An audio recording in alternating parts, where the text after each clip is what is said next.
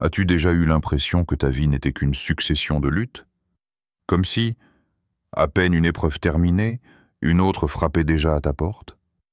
Peut-être que tu t'es demandé si Dieu voyait vraiment ce que tu traversais, si ton combat avait un sens, ou si tu étais simplement oublié au milieu du chaos. Mais laisse-moi te dire quelque chose. Tu n'es pas tombé sur ce message par hasard. Il y a une raison pour laquelle tu écoutes ces mots maintenant. Dieu a préparé ce moment pour toi. Oui, pour toi. Parce qu'aujourd'hui, une déclaration s'élève.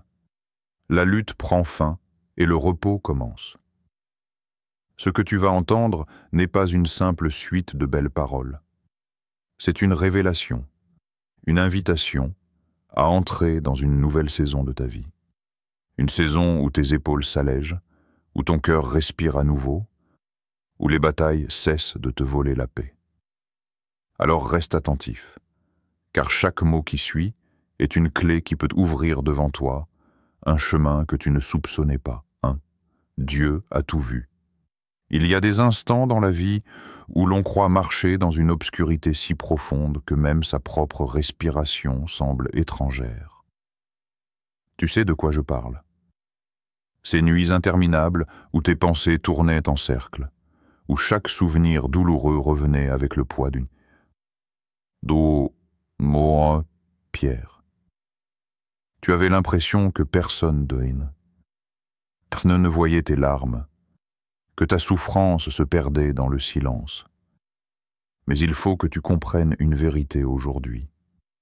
Dieu a tout vu. Il t'a observé dans ce moment où tu as fermé les yeux pour retenir un sanglot au milieu d'une foule, quand tu voulais paraître fort alors que ton cœur criait en silence.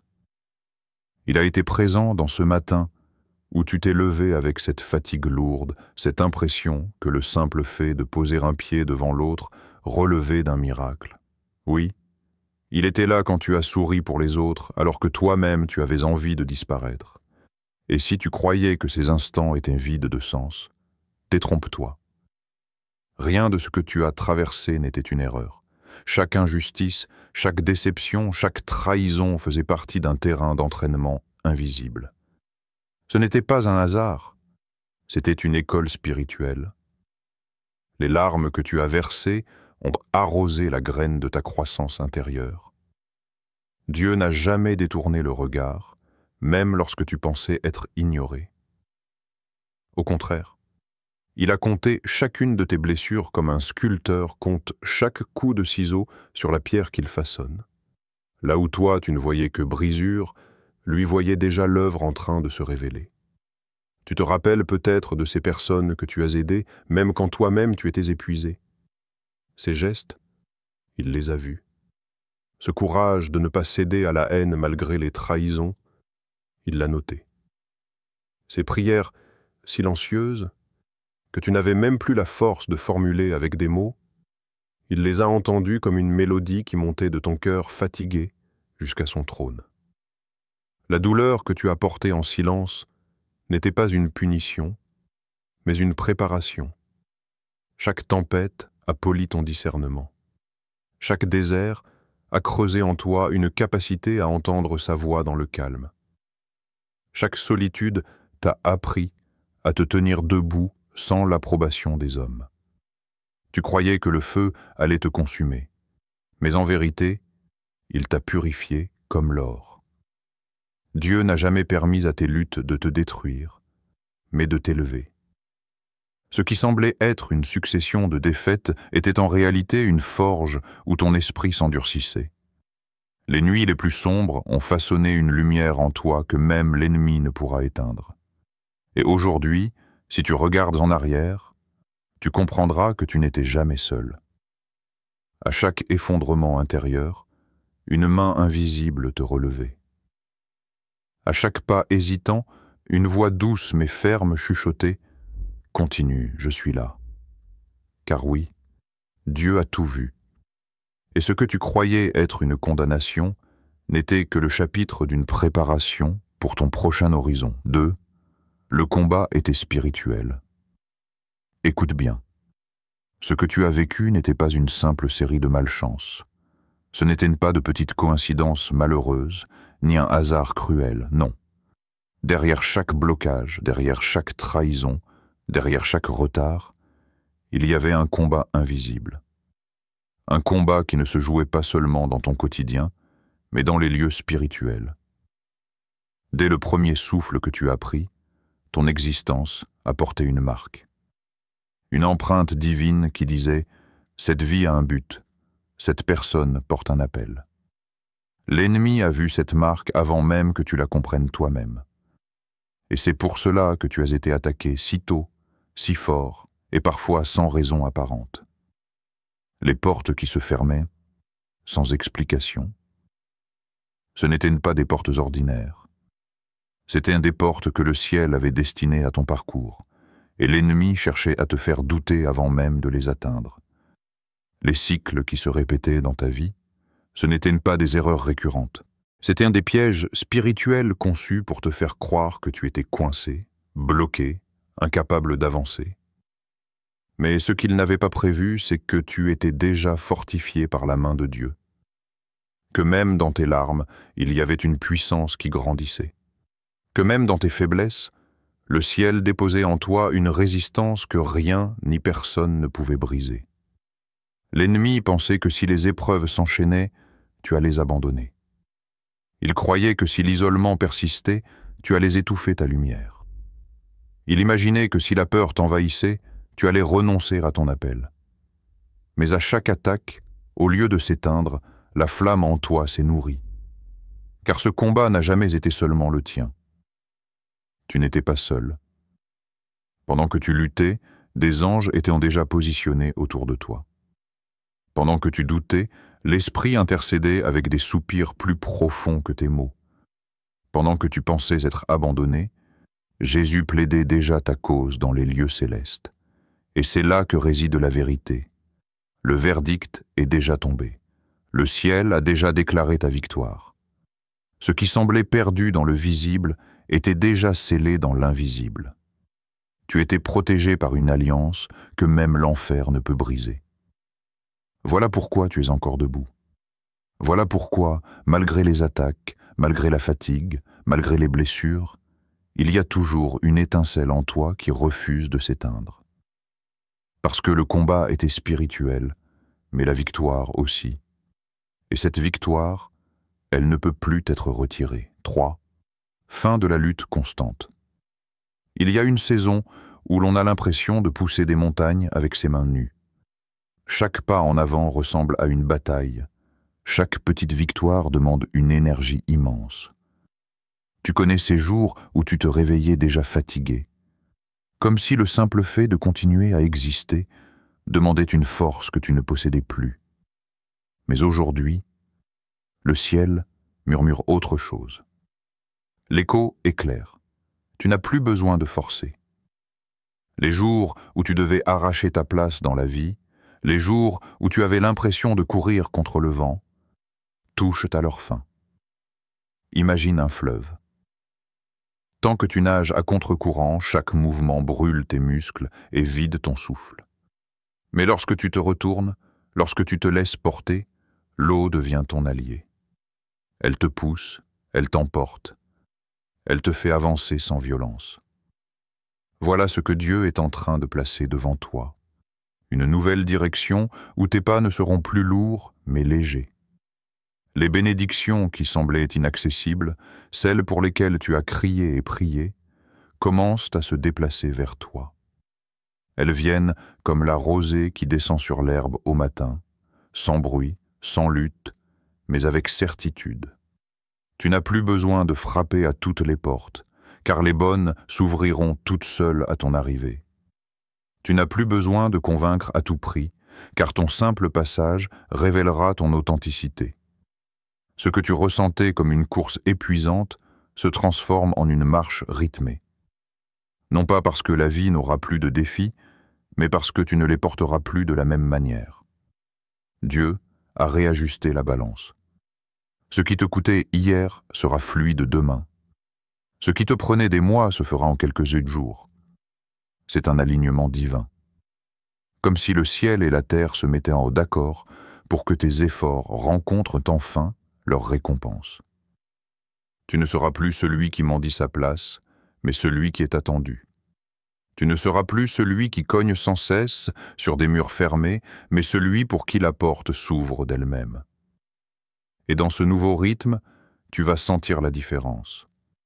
Tes épaules s'allègent, ton cœur cesse de courir, tes pensées cessent de tourner en boucle. Le poids disparaît, remplacé par une certitude tranquille. Cette fois, ce n'est pas moi qui porte tout, c'est lui qui me porte. 4. Le repos n'est pas l'inaction. Beaucoup se trompent lorsqu'ils entendent le mot « repos ». Ils l'associent aussitôt à l'inaction, à une vie sans mouvement, à une chaise longue sous un soleil qui ne se couche jamais. Mais le repos dont il est question ici n'a rien à voir avec l'oisiveté. Le repos est une posture intérieure, une manière de vivre alignée à Dieu, un rythme où chaque pas se fait sans peur ni agitation. Pense à la différence entre quelqu'un qui rame seul dans une barque et quelqu'un qui déploie une voile. Le premier s'épuise, chaque mètre parcouru demande un effort. Le second avance avec la même barque, mais il a compris le secret. Il laisse le vent porter son mouvement. Voilà la vraie image du repos. Tu continues d'avancer, mais ce n'est plus ton énergie qui fait tout, c'est la présence de Dieu qui souffle dans tes voiles. Le repos ne signifie pas que tu cesses de travailler, mais que ton travail change de source. Tu n'agis plus sous l'emprise de la peur de manquer, mais dans la confiance que ton Père pourvoira. Tu ne bâtis plus pour prouver ta valeur, mais parce que tu sais déjà que tu as une valeur. Tu ne cours plus après les portes, mais tu marches jusqu'à celles qui s'ouvrent naturellement. Alors, comment reconnaître que tu opères dans le repos et non dans la lutte? Écoute ton cœur. Quand ton activité est accompagnée de paix, même au milieu des responsabilités, c'est le signe que tu es aligné. Quand ton esprit cesse de tourner à toute vitesse, quand tu sens une clarté qui tranche à travers tes pensées, c'est la preuve que tu avances au bon rythme. Mais si tes journées sont pleines de mouvements et que ton âme est vide, si ton corps s'épuise et que ton esprit s'agite sans cesse, alors ce n'est pas du repos, c'est de la survie. Et Dieu ne t'a pas créé pour vivre dans la survie. Il t'appelle à vivre dans la confiance, dans l'assurance que tu n'as pas besoin de tout contrôler pour que tout fonctionne. Le repos, c'est la liberté de dire non aux distractions qui usent ton énergie. C'est marcher dans un timing précis, celui de Dieu, et non dans la précipitation imposée par la peur. C'est savoir que même si tu ralentis ton rythme, le ciel ne ralentit pas ses promesses. Regarde Jésus. Il a traversé des foules, il a guéri, enseigné, libéré, mais jamais dans l'agitation. Même au milieu des tempêtes, il pouvait dormir. Pourquoi? Parce qu'il savait que la mission était entre les mains du Père. C'est cela, le repos. Continuer à agir, mais dans une sérénité qui étonne ceux qui te regardent. Tu ne cesses pas d'avancer. Mais désormais, tu avances autrement, dans la paix et non dans l'angoisse. 5. L'échange divin, Dieu n'est pas un Dieu qui laisse des vides. Quand il prend quelque chose, ce n'est jamais pour te laisser les mains vides. Quand il ferme une porte, ce n'est jamais pour que tu restes dans le couloir. Quand il enlève un poids de tes épaules, ce n'est jamais pour que tu marches sans but. Non, son plan est plus grand. Chaque perte ouvre la voie à un échange glorieux.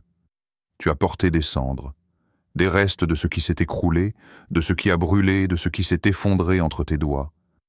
Mais ces cendres ne sont pas ton héritage. Le ciel les prend et les transforme en beauté éclatante. Tu as pleuré des nuits entières, mais chaque larme a été recueillie comme une semence. Et maintenant, la moisson vient. Joie au lieu de tristesse, force au lieu de découragement, louange au lieu de désespoir. Ne crois pas que Dieu se contente de te rendre ce que tu avais avant. Non. Son échange est toujours plus grand que ta perte. Tu as perdu une saison, il te rendra des années multipliées.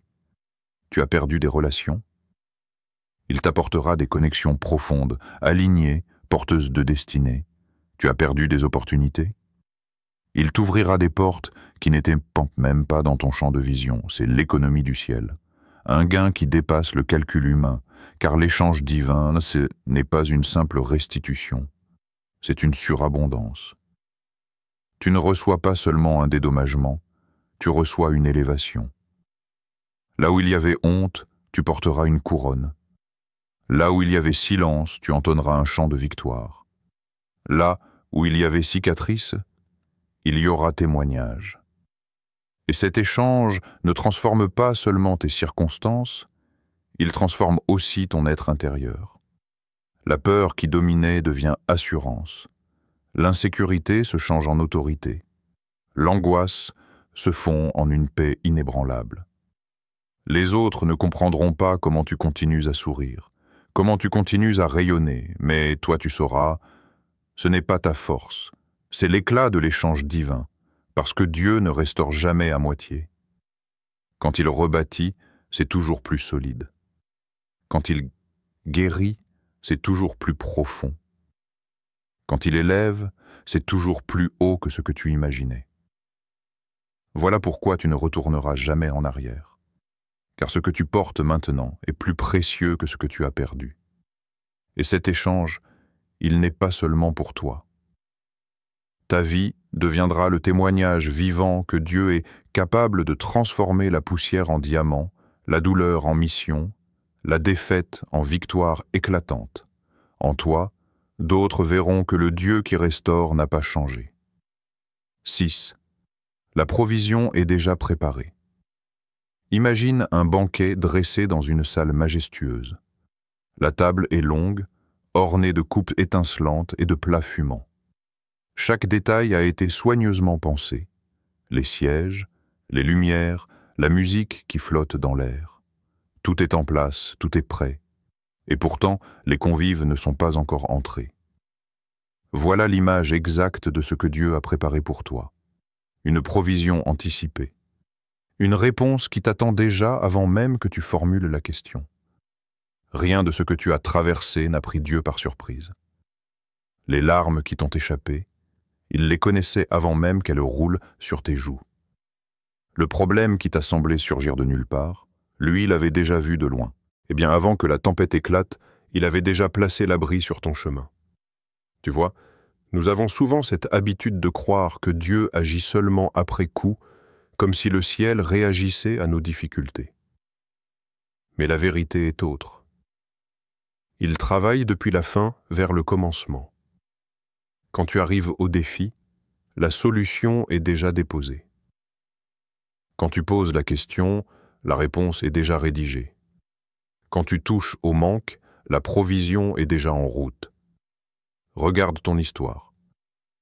Combien de fois as-tu cru que tout était perdu, pour finalement voir une issue apparaître au moment exact? Ce n'était pas une coïncidence. C'était la main de Dieu qui avait déjà installé la réponse sur ton chemin. Et voici le plus beau. Sa provision n'arrive pas dans le secret, mais souvent au grand jour. Tu dresses une table devant moi, en face de mes adversaires. Psaume 23. Cela signifie que même ceux qui doutaient de toi seront témoins du banquet que Dieu a préparé. Même les voix qui prédisaient ton échec verront de leurs yeux ton élévation. Les bénédictions sont déjà prêtes. Les bonnes personnes sont déjà positionnées. Les portes sont déjà déverrouillées. Tu n'as pas besoin de forcer. Tu n'as pas besoin de manipuler. Tu n'as pas besoin de t'épuiser à chercher ce qui t'est destiné. Tu dois simplement marcher, avancer, entrer dans la salle où tout est déjà dressé pour toi. Et quand tu franchiras ce seuil, tu réaliseras que chaque détour, chaque retard, chaque silence n'était qu'un moyen pour te conduire exactement à cette table. La provision n'était jamais en retard. Elle attendait simplement que toi, tu sois prête à t'asseoir. Voilà pourquoi la saison de l'angoisse s'achève. Tu n'es pas abandonné à l'incertitude. Tu n'es pas perdu dans le hasard. Tu es attendu dans une préparation divine. Et quand tes pas rejoindront ce que Dieu a déjà préparé, Tout ce qui semblait lourd prendra enfin sens. 7. Recevoir le repos. Ferme les yeux un instant. Respire profondément. Sens ce souffle qui entre et sort, calme, tranquille. Tu n'as rien à prouver dans cet instant, rien à forcer, rien à produire. Voilà déjà un aperçu de ce que signifie recevoir le repos de Dieu.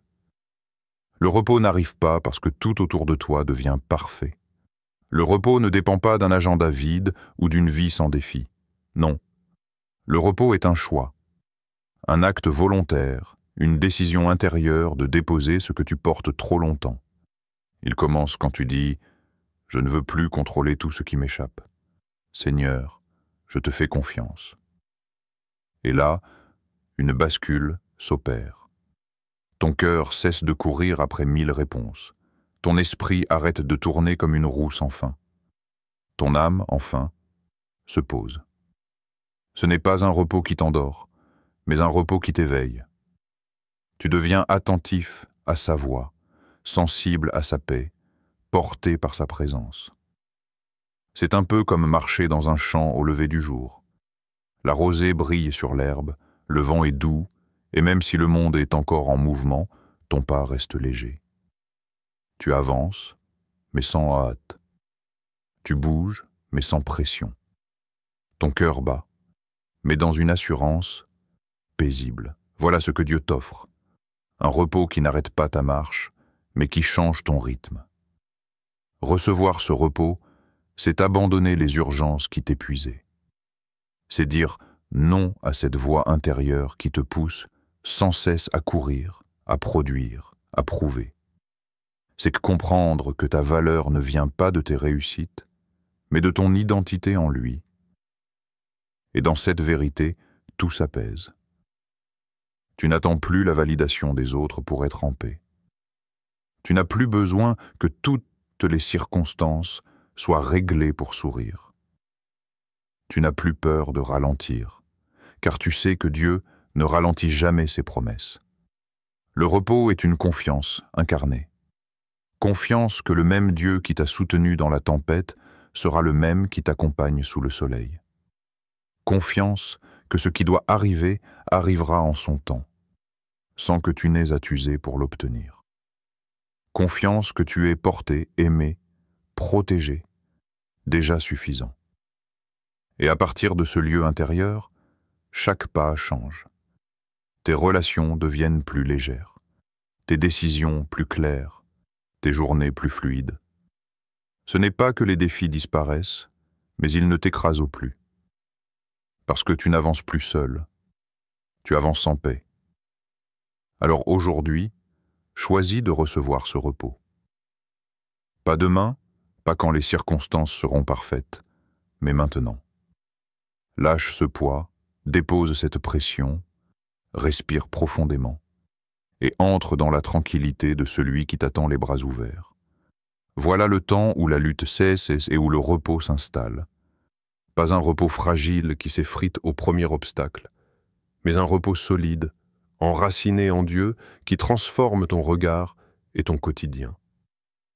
Tu as porté des fardeaux qui ne t'appartenaient plus. Tu as combattu dans des guerres que le ciel avait déjà gagnées. Aujourd'hui, tu es invité à déposer tout cela, à entrer dans ce repos que personne ne pourra t'enlever.